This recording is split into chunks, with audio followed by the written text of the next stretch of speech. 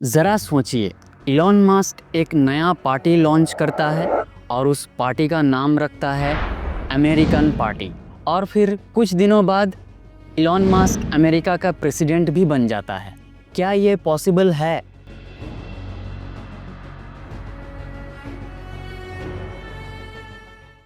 इस वीडियो में हम डिस्कस करेंगे इलॉन मस्क के ट्वीट्स के बारे में, जो पॉलिटिकल पार्टीज़ को फॉर्म करने के बारे में अंदेशा देता है।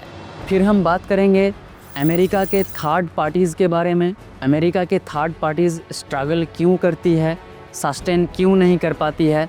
इंडिया और अमेरिका के पॉलिटिकल स्ट्रक्चर का कंपैरिजन करेंगे। बिजनेस और पॉलिटिक्स के कनेक्शन के बारे में डिस्कस करेंगे। और अगर इलॉन मस्क सच में प्रेसिडेंट बन जाते हैं अमेरिका का, तो इंडिया और अमेरिका का रिलेशनशिप कैसे चलेगा, इसके बारे में बात करने वाले हैं। तो stick with us till the end. Elon Musk American party.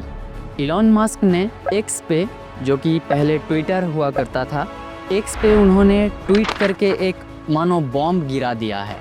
उनका कहना है कि डेमोक्रेट और रिपब्लिकन दोनों आउटडेटेड हो चुके हैं। वो कल्चर, ओवर रेगुलेशन और पॉलिटिकल करप्शन ने सिस्टम को खोखला बना दिया है। उनका ड्रीम है एक ऐसा पॉलिटिकल पार्टी जो मिडिल पाथ फॉलो करे, ना ज़्यादा लेफ्ट ना ज़्यादा राइट, बस कॉमन सेंस और टेक्नोलॉजी ड्रिवन गवर्नेंस। यूएसए में थर्ड पार्टी क्यों फेल होती है? प्रॉब्लम ये है, अमेरिका में थर्ड पार्टी चलती ही नहीं है। ऐसा क्यों?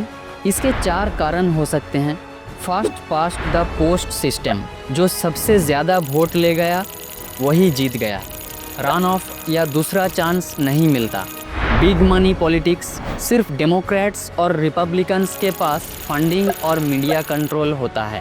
पैसा बहुत बड़ा इशू है। ज़्यादातर बिजनेसमैन, बिलियनियर्स डेमोक्रेटिक पार्टी और रिपब्लिकन पार्टी को ही फंडिंग करते हैं। थर्ड पार्टीज़ को उतना फंडिंग नहीं मिलता है। इसीलिए फंडिंग की कमी की वजह से थर्ड पार्टीज़ में जो भी लीडर फेस बनते हैं वो मीडिया का कंट्रोल कर नहीं पाते हैं। थर्ड रीज़न ये हो सकता है बैलेट एक्सेस प्रॉब्लम्स।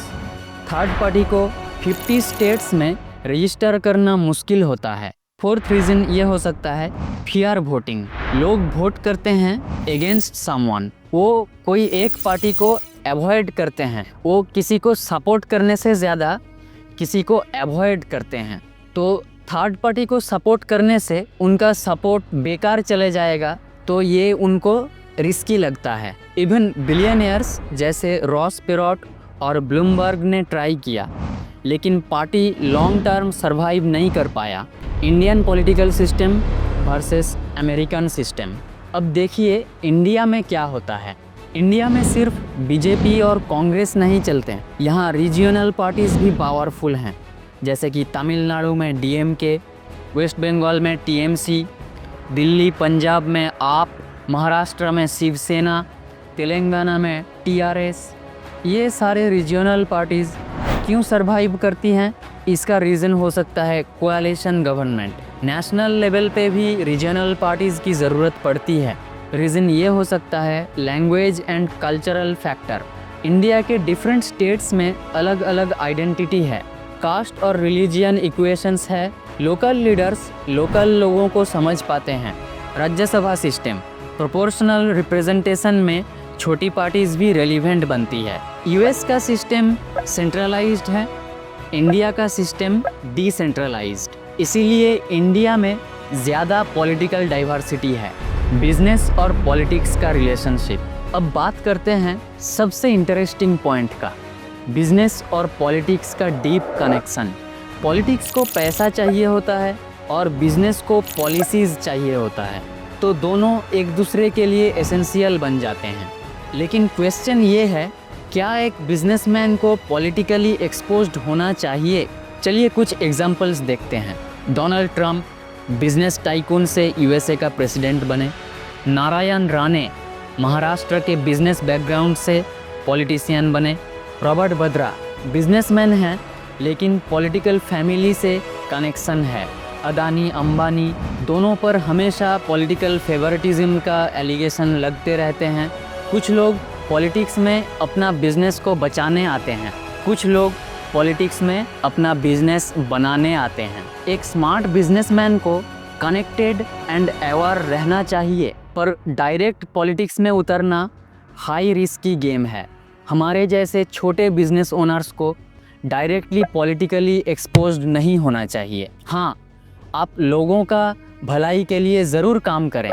आप लोगों के पॉजिटिविटी, लोगों का एम्पावरमेंट, लोगों का डेवलपमेंट के लिए ज़रूर काम करें, ज़रूर डोनेट करें, ज़रूर खर्च करें, लेकिन डायरेक्टली पॉलिटिकली एक्सपोज्ड होने का ज़रूरत नहीं है। हाँ, पॉलिटिकल कनेक्शन ज़रूर रहना चाहिए, क्योंकि पॉलिटिकल लीडर्स आपको अपना बिजनेस में हेल्प करते हैं। वो भी सोसाइटी के लिए बहुत इम्पोर्टेंट काम कर रहे हैं।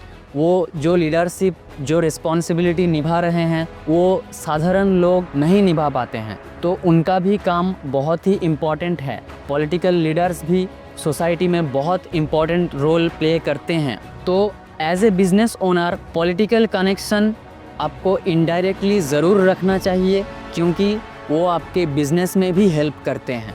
आपको एक दूसरे को हेल्प करना चाहिए। What if Elon Musk becomes the president of United States? अब सोचिए, इलॉन मस्क बन जाते हैं यूएसए का नेक्स्ट प्रेसिडेंट, तो क्या होगा? Tech fast governance, AI, SpaceX, Neuralink, सब कुछ गवर्नमेंट लेवल पे इम्प्लीमेंट होने लगेंगे। Crypto and decentralisation, bitcoin legal बन सकता है। फ्री स्पीच, सोशल मीडिया का पूरा गेम चेंज हो सकता है। प्राइवेट स्पेस रेस, नासा और इसरो जैसे पब्लिक बॉडीज़ को चैलेंजेस मिल सकते हैं, लेकिन रिस्क भी है, जैसे कि conflict of interest. Tesla, SpaceX को अनफेयर एडवांटेज मिल सकती है। पॉलिसी फ्लिप फ्लॉप्स हो सकती है। इलॉन मस्क का मूड चेंज होता रहता है, तो यहाँ पे क्वेश्चन आ सकता है, गवर्नमेंट का जो भी पॉलिसी होगा क्या वो स्टेबल हो पाएगा? ग्लोबल टेंशन्स आ सकते हैं। चाइना और रसिया के साथ रिलेशंस और एग्रेसिव हो सकते हैं, क्योंकि चाइना का ईवी मार्केट, वहाँ के जो BYD कंपनी है जो इलेक्ट्रिक व्हीकल बनाती है, वो टेस्ला के बहुत हार्ड कॉम्पिटिटर है। अब इन सब में इंडिया में क्या इम्पैक्ट पड़ेगा? अगर इलॉन मस्क यूएसए के प्रेसिडेंट बन गए तो इंडिया के लिए क्या कॉन्सिक्वेंसेस आ सकते हैं? चलिए पहले पॉजिटिव इम्पैक्ट्स देख लेते हैं। स्पेस कोलैबोरेशन आ सकती है। इसरो एंड स्पेसएक्स का पार्टनरशिप दिख सकता है।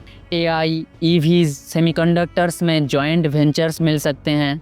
ट्रेड डील्स फास्ट हो सकते हैं और नेगेटिव इम्पैक्ट्स भी आएंगे। अनप्रेडिक्टेबल फॉरेन पॉलिसीज़, कभी सपोर्ट आ सकते हैं, कभी प्रेशर आ सकते हैं। चाइना फ्रेंडली मूव्स भी आ सकते हैं। अगर बिजनेस के लिए इलॉन मस्क चाइना का क्लोज हो गया तो इंडिया को नुकसान हो सकता है।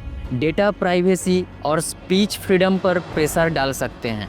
तो पॉजिटिव और नेगेटिव इम्पैक्ट मिला के इम्पैक्ट मिक्स्ड होगा, लेकिन ड्रास्टिक होगा फॉर श्योर। तो क्या इलॉन मस्क का अमेरिकन पार्टी रियलिटी बन सकता है? क्या इलॉन मस्क एक्चुअली इलेक्शन लड़ेंगे? और अगर प्रेसिडेंट बन भी गए तो क्या वो पूरा अमेरिका को ही बिजनेस बना देंगे?